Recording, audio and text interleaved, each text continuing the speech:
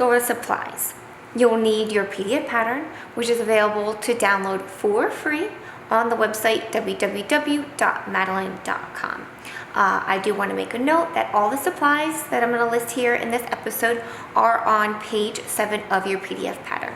So if you want a more detailed description or a closer up photo, just head on over to page 7. Fabric. You will need 3 fabrics to make the Raquel. You have your main fabric, you have your combo fabric, and you have your lining fabric.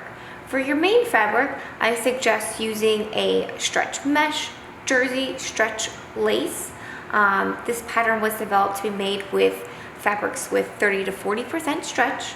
For this tutorial, I'm using a blush pink metallic stretch mesh.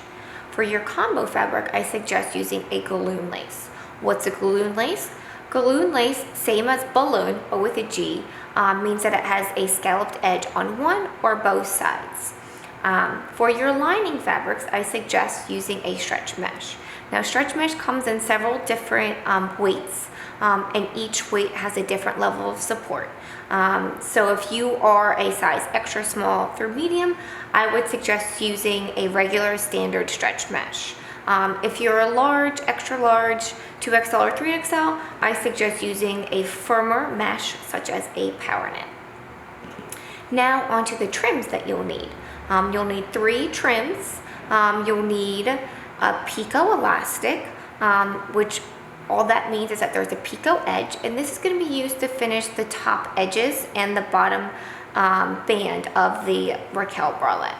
You'll also need your strap elastic, which, self-explanatory, you'll use to make the straps, and you'll also need channeling. I'm going to put channeling, or you're going to use channeling at the center front cutout to add support, because a lot of times, especially in larger cups, it'll cave in or out. And within that channeling, you're going to put a plastic boning, which I have here inside of a plastic bag because it gets a little unruly once I take it out. But this is a plastic boning, which we're going to stick inside the channeling, which will provide even more support. Let me put it back into the bag so it doesn't get unruly like it usually does. Oh, kind of see it.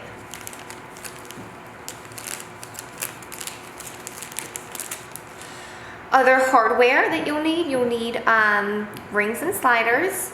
I will say that for rings and sliders, you want the width to match the width of your strap elastic, and you're going to use these rings and sliders to make the bra straps. A needle, your needles, I suggest using a stretch, a microtex, and a ballpoint needle. It'll depend on what type of fabric that you're using.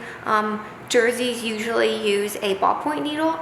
I find that stretch and microtex needles work better with meshes and stretch lace. You'll also need a rotary cutter. Yes, you can cut your fabrics with regular scissors, but I suggest a rotary cutter, size 18 or 28 millimeters. This is 28 millimeter to cut out your pattern or your fabric. You'll get a cleaner cut than using regular scissors. You'll also need my super secret tool, which is Otis 505 spray adhesive. This you're going to use to temporarily adhere the main fabric and the lining fabric to the combo fabric before cutting. It'll make it so much easier. I'll show you in the next episode.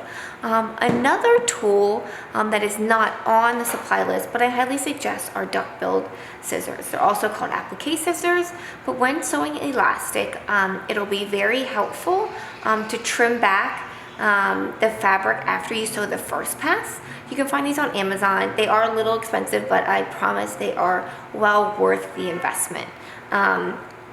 Also, you won't need any special pins to make the Raquel. Just your standard old regular pins will work. And that's it. So next up, we're going to get into cutting.